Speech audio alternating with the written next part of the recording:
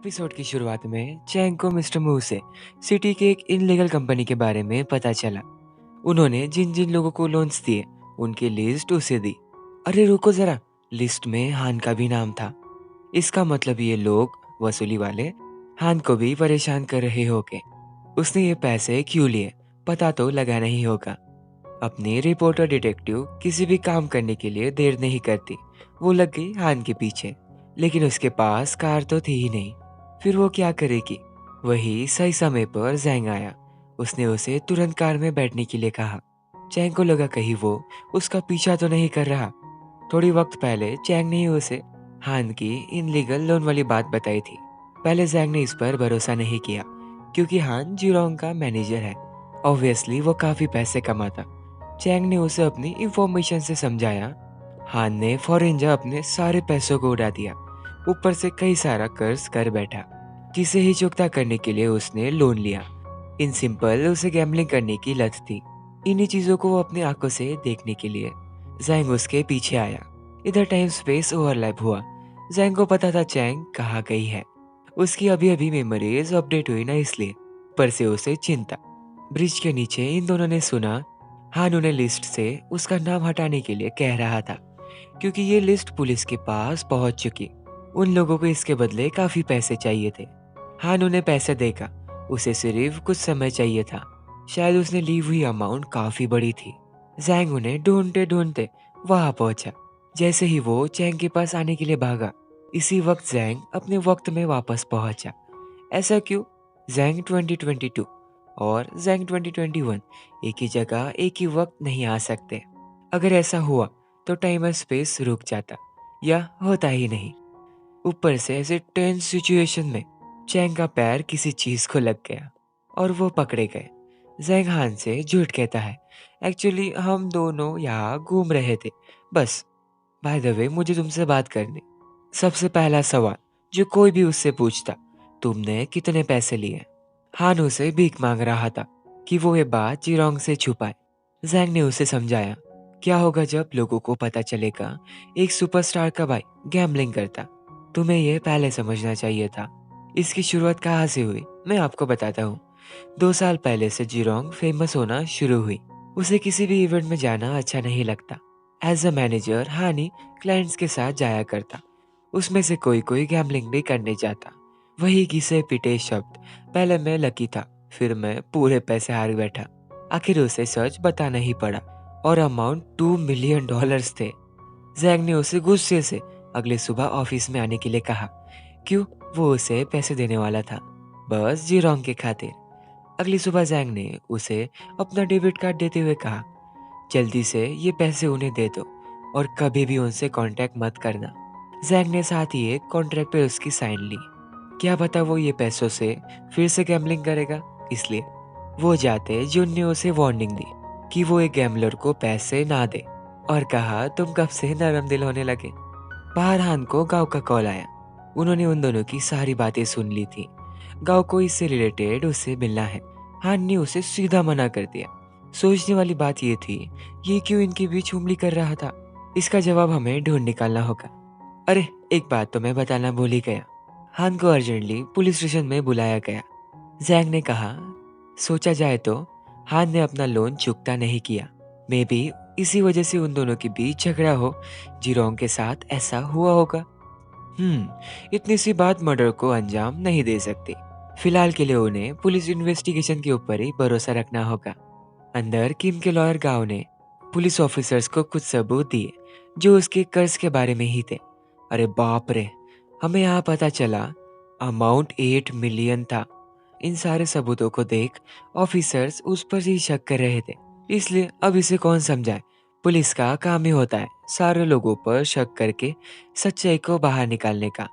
हान बाहर आते जैंग ने भी उसे वही सवाल पूछा कि तुम मुझे प्लीज सच्चाई बताओ, आखिर उस रात क्या हुआ। उसे पता चलेगा तभी तो वो उसकी मदद कर पाएगा। हान वही शब्दों को दोहराने लगा कि वो उस रात चला गया था वगैरह वगैरह। जैंग ने उसे आखिर योरा के बारे में पूछ ही लिया। इस पर उसका कहना था, हाँ वो योरा के पास गया था, बट धमकी देने के लिए कि वो किम के पास दोबारा ना जाए, बस, बाकी कुछ नहीं। आपको क्या लगता है इसकी बातों में सच्चाई थी या नहीं? रात को जैंग ने आज की सारी बातें चैंग को बताई, 8 मिलियन वाली बात तक। ऑब्वियसली वो इतनी सारी बातों को सुन शॉक हो गई थी। जैंग ने उसे रिक्वेस्ट की कि वो ये बातें जिरोंग को ना बताए। Promise promise. दूसरा 2022 वाले जैंग को भी, क्योंकि वो इसके जड़ तक जा चैंग को परेशान करेगा। ऊपर से उन दोनों को एक दूसरे से मिलने के लिए सिर्फ 46 मिनट मिलते। ये सुन चैंग के फेस पर स्माइल आ गई। ये टेंशन वाली बात छोड़ो, जैंग एक मस्त सा रेस्टोरेंट जानता है जहाँ के नूडल्स काफी फेमस थे। उसने चैंग को कपड़े ना बदलने के लिए कहा, क्योंकि ये एक सिंपल सा डिनर था। चैंग कहती है तुम्हें कुछ कहना नहीं, और ना कुछ स्पेशल नहीं। ऐसा तो कुछ नहीं था। असल में वो चाहती थी जैंग उसके लिए कुछ स्पेशल करके अपने प्यार का इजहार करे। ठीक है, मतलब स्पेशल नहीं किया तो भी चलेगा, बट अपने प्यार का इजहार करे मुंह से। जैंग की यही तो दिक्कत थी। उसने अपने पूरे लाइफ में किसी को भी प्यार नहीं किया। वो ये जानता ही नहीं प्यार करने के बाद आगे क्या करना होता है। सिर्फ किस से ही प्यार का इजहार नहीं होता।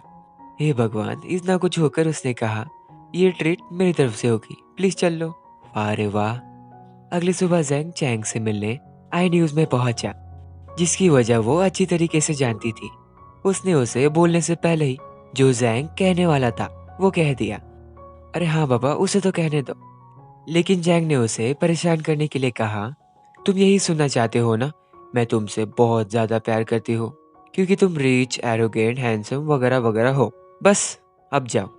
कुछ लोग सही कहते हैं, आप कितना भी एरोगेंट हो, कितना भी कुछ भी हो, सिंपल शब्दों में दुनिया में एक ऐसा पर्सन होता है जिसके सामने ये कुछ भी नहीं चलता। ऐसा ही उसका हाल हुआ। इधर जून को हान के घर के कचरे में काफी इंपॉर्टेंट क्लू मिला, आइसपा का कार्ड। जैंग को थोड़ा रिसर्च से पता चला योरा इस जगह हर संडे को जाती है। आप ही सोचो, योरा का कार्ड हान के घर के कचरे में क्या कर रहा होगा। दिक्कत यह है इस जगह सिर्फ फीमेल कस्टमर्स ही अलाउड थे। दूसरा, किसी भी कस्टमर की इंफॉर्मेशन उन्हें नहीं मिलेगी, प्राइवेसी की वजह से। अब क्या करेंगे वो दोनों? एक सेकंड, उनके पास भी कोई है जो ये काम परफेक्टली कर सकता। घर पर जैंग ने लिखा हुआ टेक्स्ट पढ़ा कि जल्दी से कपड़े पहन कर आओ। उस बेचारी को लगा वो उसके लिए कोई सरप्राइज प्लान कर रहा, या इससे भी ज्यादा कुछ। चैंग एकदम प्रिटी ड्रेस में वहां पहुंची, और जैसे ही उसे पता चला आखिर उसे क्या करना होगा, चैंग को काफी बुरा लगा। बट उसने ऐसा दिखाया नहीं, प्यार के खातिर। जून उसे कहता है, मुझे नहीं लगता तुमने अपने प्यार का इजहार किया होगा। अगर नहीं तो कर दो, क्लियरली, शब्दों से। बातें तो बिल्कुल सही थी। चैंग ने इस लड़की को अर्जेंटली कुछ पीने के लिए लाने के लिए कहा, जो उसे अभी किसी भी हालत में चाहिए था। ये ट्रिक यहाँ काम करके मौका देकर उसने योरा को ढूंढ ही लिया। लेकिन सब कुछ प्लान के मुताबिक नहीं चलता। चैंग जिस रूम में छुप नहीं, वो योरा का था। उसमें उससे थोड़ा सा आवाज हुआ, नहीं नहीं नहीं। उस लड़की ने जैसे डोर ओपन किया, वो वहां कोई नहीं था, क्योंकि टाइम खत्म होने से वो अपने वक्त में वापस आ गई। बट अब वो जैंग को कैसे बताएगी? ऐसा मत सोचो, वो इतनी भी बेवकूफ नहीं। उसने 2021 वाले जैंग को मैसेज सेंड किया कि वो यही है, जिससे उसकी मेमोरी अपडेट हुई। वो योरा को बाहर कैसे लाए? उनके पास उसके कार का नंबर था। जून अपना थोड़ा सा हुलिया चेंज करके रिसेप्शनिस्ट के पास जा कहा, नीचे आपके किसी क्लाइंट के कार को एक दूसरी कार ने स्क्रैच कर दिया, आप प्लीज उसे जल्दी से नीचे बुलाओ। इससे योरा नीचे आई एंड वो पकड़ी गई। जैंग ने अगली सुबह हान को बुला पूछा, उनके दोस्ती के खातिर, जिरोंग के खातिर, प्लीज सच बताओ, आखिर उस रात असल में क्या हुआ था? हान ने इस सवाल का सीधा सीधा जवाब नहीं दिया। वो शब्दों को अलट पलट करने लगा। इससे ही जैंग ने उसे एक स्टोरी सुनाई। एक लड़का था, उसने अपनी बहन को सुपरस्टार बनाने के लिए काफी मेहनत की। वो बन भी गई एंड वो बना उसका मैनेजर। बट इसी दौरान उसने गैम्बलिंग में कई सारा पैसों का कर्ज ले लिया। सडनली उसकी सिस्टर ने भी शादी करने का डिसाइड किया। इससे वो जानता था उसकी इनकम बंद हो जाएगी। ये उसके रिलेटेड ही पूरी कहानी थी, इसलिए मैंने आपको शॉर्ट में समझाई। उसे सीधा कहने का था, हान ने पैसों के लिए जीरोंग की शादी तोड़ने का गेम खेला। इससे वो इंडस्ट्री में वापस आ जाएगी। इस चक्कर में जीरोंग डिप्रेस्ड हो गई, जो उसने सोचा भी नहीं था। आगे आपको तो पता ही होगा। उसके डेथ वाले दिन जैंग जिरोंग को किम के पास छोड़ने जा रहा था। वो कुछ उसे कन्फेस करने वाली थी, लेकिन वो एक मैसेज को देख रुक गई। जैंग ने उसे कहा वो तुमने किया था, कि ये सच्चाई ना किम को पता चले और ना उसे। सीधे शब्दों में जिरोंग को हान ने मारा, ऐसा जैंग का कहना था। हान काफी गुस्सा हुआ। उसने कहा, मैं अपनी बहन को मार नहीं सकता, तुम विश्वास करो या ना करो। यह बात आई टेक्स्ट की। उसने उसे टेक्स्ट 2:30 पे किया था। वो 2 बजे ही सिटी से बाहर चला गया था। जिनको नहीं पता, डेथ वाले दिन वो सिटी से बाहर था, ऐसा उसका कहना है।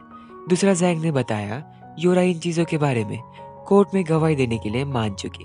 अब हम इसका क्या अर्थ समझे? ये सुन हान ने कुछ नहीं कहा। दूसरे हाजुन ने योरा को अपने साथ पकड़ कर रखा था कि वो कहीं भाग ना पाए। इसी वक्त उसे हान ने कॉल किया। और ये एपिसोड में इतना ही। हाँ हाँ, मुझे पता है इस एपिसोड में काफी कंफ्यूजिंग बातें हुई, बट डोंट वरी, अब धीरे धीरे एपिसोड्स को देखो, आपको पूरी कहानी समझ में आएगी, जो काफी काफी इंटरेस्टिंग है।